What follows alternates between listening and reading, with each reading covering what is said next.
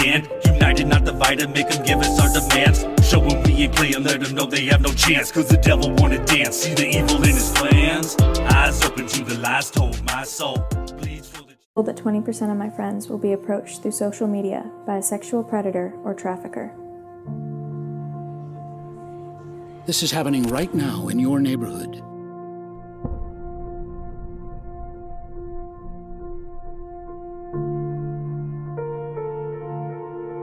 If we let them, traffickers and predators will continue to take our children. Ladies and gentlemen, my Patriot audience, welcome to Patriot Nightcap. This is a hot topic that I feel very passionate about. So please enjoy the show. We're just trying to shed some light and expose what's happening in the world today with our kids. So please welcome, first of all, Missy Palmieri. She works very closely with Operation Underground Railroad. Everybody pretty much knows her over here. I've got Sylvia Beachy, founder of RescueTheFosters, and her partner KK, right? KK? Hi, guys. Hey. Welcome to the show, guys. Thank you. Thank you so much. Okay, Sylvia, I saw your show with Stu Peters and I was horrified. I was just horrified. Are our kids unsafe in foster care? I know you guys are in Georgia. You were a caseworker with some families, right? Please tell me what you discovered and what was the corruption that you started to unveil, and why did you create Rescue the Fosters? Well, that's a good question. And that is the main thing that I want people to understand, is that the foster system is not safe for children. And that is something that people have a misconception on, that when a child is being abused, that we are taking them from an abused home and we are placing them in a safe home. And that is not what's happening. What's happening is, even if they are abused, they are taken from an abused home and they are placed in an environment that is more abusive or the same abuse. It is not a stable environment. Now, there are some good foster parents. I'm not saying everybody's bad, and I'm not saying everybody is out for the wrong reasons. Mm-hmm. What I'm saying is that we have created a system that is based on numbers, and those numbers are bringing as many kids or we don't get the funding. So we have overcrowded the system with too many kids, not enough homes, and not enough people that have the stability to even maintain the kids in the home with their behaviors, because the system is out of control. Okay, I was unaware when I watched your show. I didn't know that foster parents are getting paid. Like they make, yes. I didn't even know that. I couldn't believe I didn't know that. I was like, how did this, right? So that, like, depending on the severity of the child's abuse, it's like yes. $60 a day, or if you're MWO, which is max watched over. Yeah, you got it. Yeah, child, I'm really impressed. Well, okay, try to do a little bit of homework here. So like, I didn't know that these parents were getting paid. So right there, that tells me, first of all, that's like a puppy mill. That's a racket, right. You know, and I could see a lot of people saying, oh, you know what, I'll make some cash over here, and then abuse the child worse. Right. What sort of background checks do these foster parents go through? That's my question. Well, it's called an impact class that they take. And so they do a background check, they do a substance abuse, but it's like a one-time. I don't know if you followed the case of the two little boys. It's in Walton County, Georgia, and they were adopted by the gay couple. Well, that guy, the dad, had a previous charge, and he was allowed to adopt. Now, why was he allowed to adopt if they had done a thorough background check on him? Right. So that is what I'm saying. Like, they do a background, but how extensive is the background? The other thing is that it's nonprofits, and that's how they get the money. So the government agency does not get that much money, but if they go through a placement agency, such as a nonprofit, they get funds from Title IV. Title IV-E funding is where all this money comes from, and it only goes to placement agencies, such as nonprofits. And that's why our system is ran on nonprofits, because if they go the government way, they're not making that money, they're not bringing that money in. But if they go the nonprofit, they get grant, it's Title IV-E funding. And and then you do waivers. So the caseworker does a waiver. It's based on the child's behavior, such as, like defiant, runaways, sex trafficked, sexual abuse, anything, special autism, any type, they're going to get more money. But that's how our system is ran. And the taxpayers pay for this? Yep. That's astounding to me. Missy, sorry, go ahead. Yeah, no, so I was going to ask Sylvia, I know in the cases in California that yes, there is a certain type of background check, but only for the foster parent or parents. Anybody else in the household that they may have is not run through a check. So in the case in Pomona, California, where we had the whistleblower, Tara Lee Rodis, she was saying that they would go to the homes and there'd be multiple men at the house where these particular children were being held, or these girls were in a location with the aunt, alleged aunt, and a bunch of other people coming in and out of the household, which the neighbors would obviously put a report in. And that it's an ongoing problem where one foster parent could have multiple kids in multiple locations. Yeah, no, you bring up a good point, because that is a good point, because they just do the background check on the foster parents, and then they trust them. Whoever they leave them with they leave them with. You don't know. And so you do bring up a good point that you can be placing them in a good foster home and assuming they are doing the right thing, but they're actually handing them over to someone else. That's definitely a loophole in the system that needs to be fixed. KK, would you like to add something? Would you like to add something to what have you witnessed in terms of uncovering some of this horror? Well, for me, some of the things that I've witnessed is there's no love and nurture. There's really just a lot of chaos, abuse, or just toxic environment. You feel like you're trying to live a normal life, but it feels like you're kind of in a jail cell, if that makes sense. Because it's a day-to-day routine. It's like a jail and prison, prison type environment. You wake up, you do this, you do that, you do this, you go here, you come back and do this. It's not you have freedom, but it's not really freedom, if that makes sense. It feels more like you're locked up in a way. What is your background, KK? Can you tell my audience? So basically, my background is I was actually a former foster youth. So I was in the system from 15 to 21. So I pretty much was in a foster home.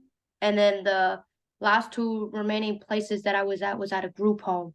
So the second group home wasn't a lockdown. It was just normal. It wasn't, lockdown, or you didn't have to have a staff constantly on you all the time. And then my last group home was really originally first was a normal, but then they wanted to bring whatever type of females that they wanted, meaning they could come from lockdowns or from prisons or from wherever, and then they changed it to basically almost like a lockdown, but not really a lockdown.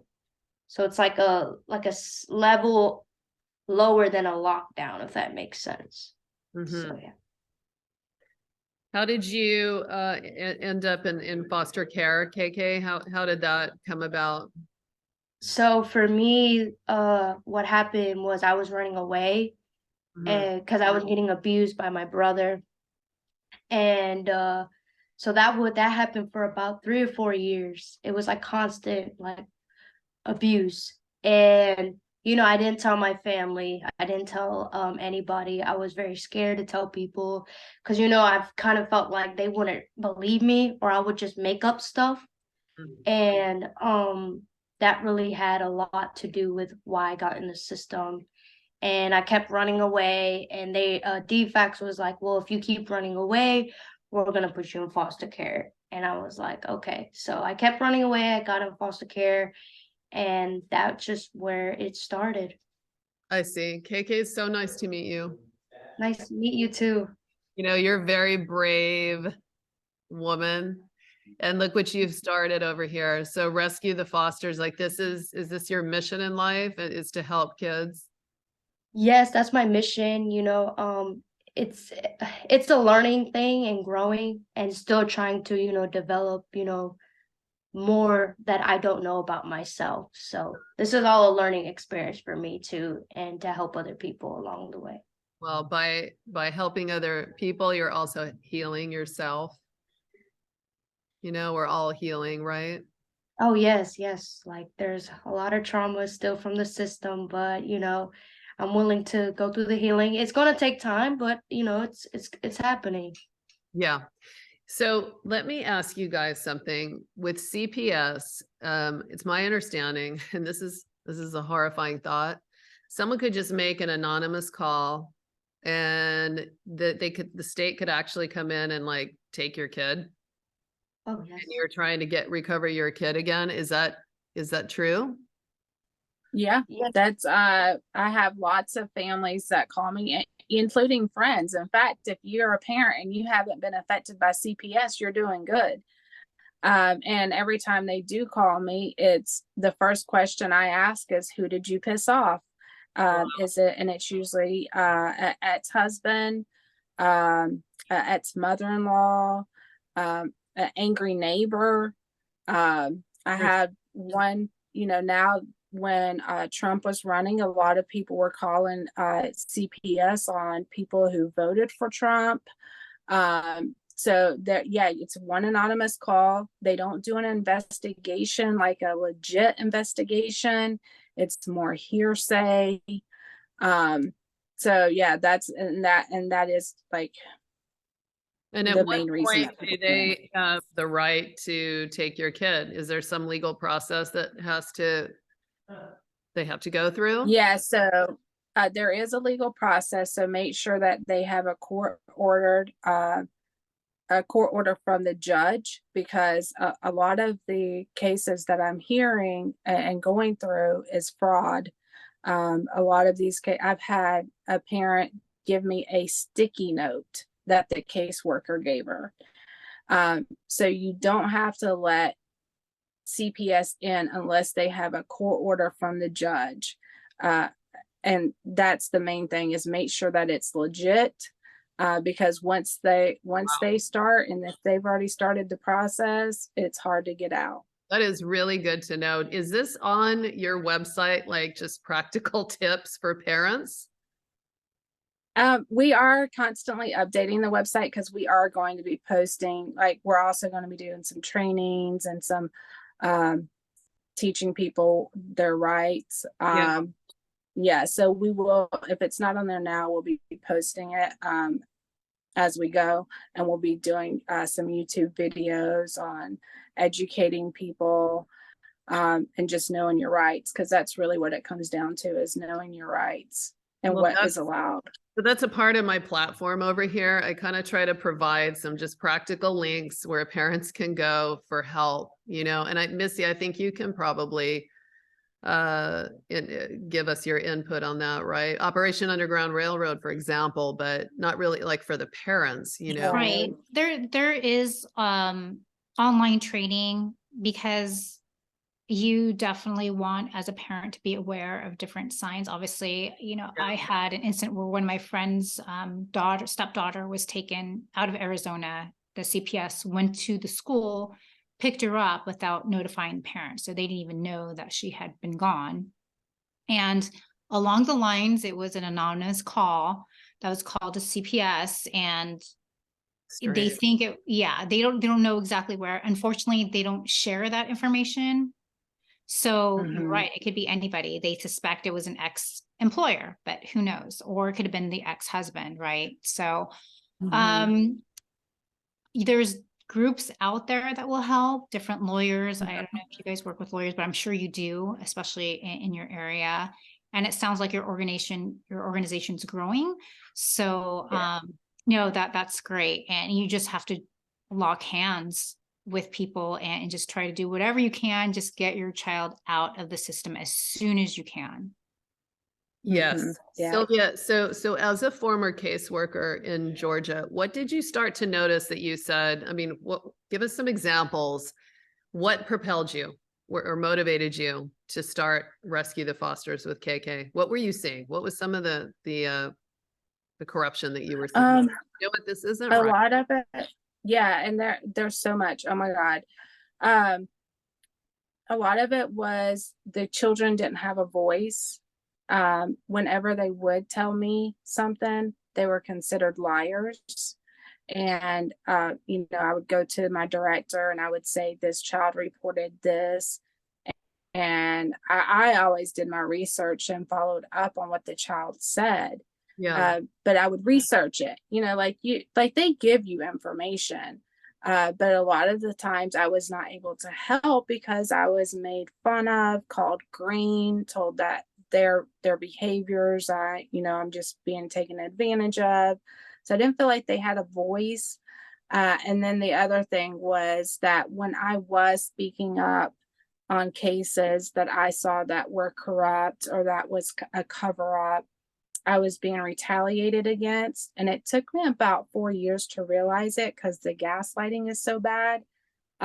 So like I would report an incident or I would not go along with the cover up, and I would get written up. I had about four write-ups. I was When you put say on leave cover up, what do you twice. mean? What do you mean? Like, give me a specific example. What do you mean cover up? So one of the examples is that I refused to go along with, and I was put on leave for this. A foster youth had told me that the parent had put her hands on her, and she didn't want the foster parent to put her hands on her, but she liked the foster parent. They actually had a good relationship. She didn't want to leave the home, but she didn't want the parent to put her hands on her. And the foster parent told me the situation. She didn't deny anything. She wasn't like making excuses or anything. As in reprimanding her or as in sexual? Well, no, it's more like she pushed her on the couch, like she pushed her down. But like she was like, yeah, like that happened, and I'm sorry, I shouldn't have done that. Like she wasn't lying to me. But they wrote the report up as the foster parent broke up a fight. And during the breaking up a fight, she had to put her hands on her to break up the fight. There was no fight. That wasn't what happened. And so I said I wanted nothing to do with that report. I did not want to be on it. And they told me if I called it in, then I would make her lose her placement. I would be causing her harm because she didn't want to leave the home. And it was a good foster parent. They told me not to call it in. So I called my director, and my director was like, okay, yeah, your supervisor shouldn't have said that to you. So we'll have a meeting. I go into this meeting and they turn on me. And all of a sudden I'm hallucinating and I'm not hearing correctly. And I'm burned out and I need to take time off. Yes. Right. And I need to take time off. And they gave me 3 days off. I told them after that, I was like, all right, I will not work for the supervisor. So I refused to work under that supervisor. So they put me under another supervisor. How do we advocate for families? What do you think we should do here?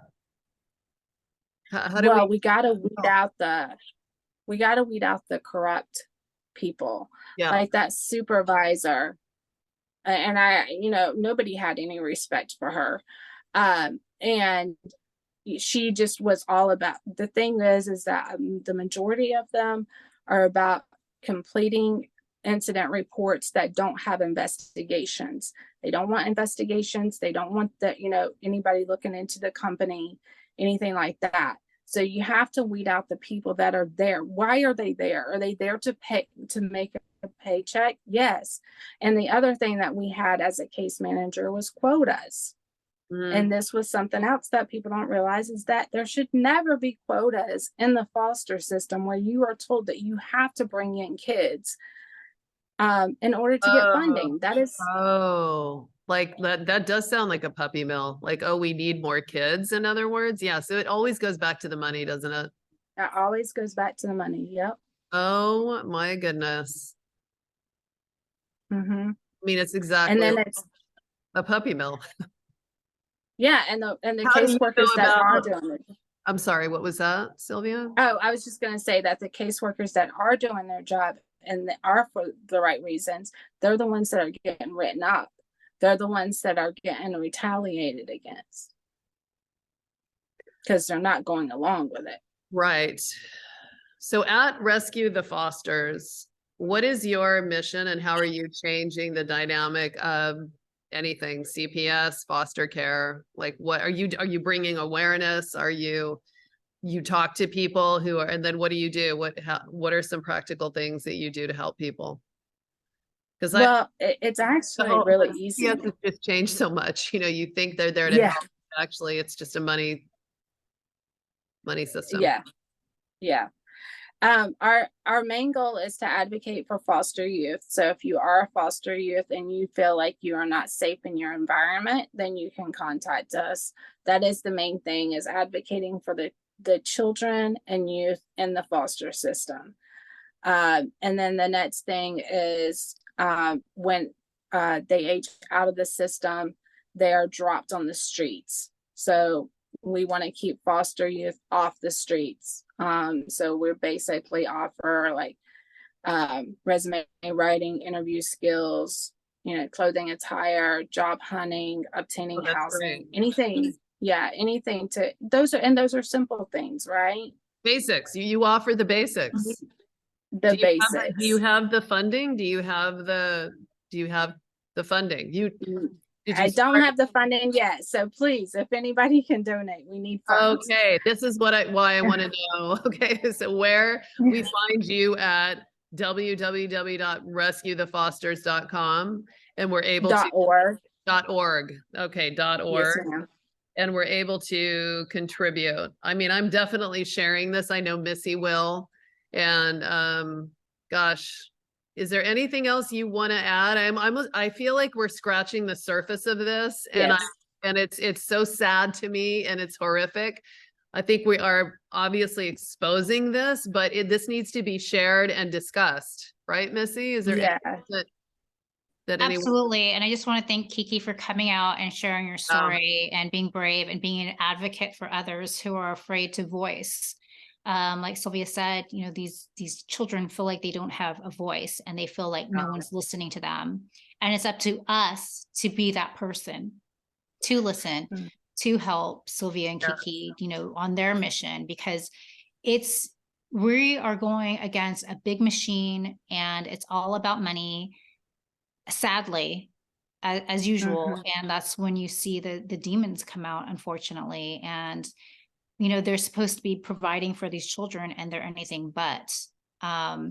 So like you said, Tricia, it's horrible because they're being incentivized by, well, how many kids, like a puppy mill, right? How many, how many do you have to throw out there and get the money, get this from the state and the federal and everything else? It's just, it's horrifying. And the system has to be completely Horrifying.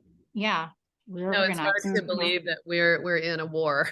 It's like there's been a war waged on our kids, and we have to stand up and we have to talk about this. And I'm going to have your links here, and also yours too, Missy, because I always feel like we come together and we're passionate about our kids. We love them. If we can't protect our kids, then who are we as a race? Who are we? Right. Who are we? And Kiki, you have no idea how you have so opened my eyes just hearing you speak. I feel like, like I get your soul, and I just want you to know you're making an unbelievable impact on people. Okay. And for what you're doing over here, and you're extremely brave, and I honor you. And I just want to say that because I didn't know when you came on Honestly, nobody told me. I didn't know. This is kind of fun because it sort of Sorry. unravels, but that's the authenticity of our show. We Yeah. come on and we just talk like real people, right? Right. Thank Yes. you. I kind of wanted to add a few things. Like, I'm also like ways that I, are spreading the awareness. It's just having small talk, people talking about it. Yeah. Like if I'm at my job, I talk about the foster care system, or wherever I'm at when the opportunity presents itself, or I just provide the opportunity. I just talk to people about it and let them know that what's going on. What do you think of the Big Brother, Big Sister programs? That's maybe another practical way where people can get involved and provide some mentoring or guiding, be a guiding light to some children. What do you guys think? Yeah, that's what I want to do. I want to do like a small group. I was talking to one of my friends more about that yesterday. Like, I want to start a small group where we could talk about like our feelings or the things about we went through in the foster care system and things like that. Amen. Okay. Listen, it's And that's how, oh, I'm sorry. Oh no, honey, go ahead. I was just going to say that's how I got started in the system. I started mentoring one of the youth at the group home.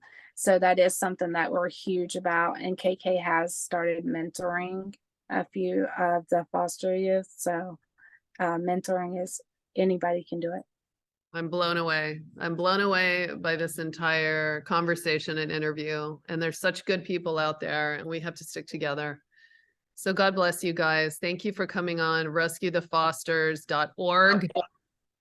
And then Missy will get some links in here and how you can contribute and how you can help, and just don't be deceived. And that's very interesting what you said about the court order. Like, who would think, you don't just let CPS walk in your door. No, you do not. If there's one thing that came out of this, it's the court order for me. Okay. God bless you all. Thank you. God bless you guys. Thank Thank you so you. much. Thank you. Nice meeting you. You too. I know the world's cold, but my heart's not froze. Nothing's gonna change if you keep your eyes closed. She doesn't want to help us now. Will you stand up and make us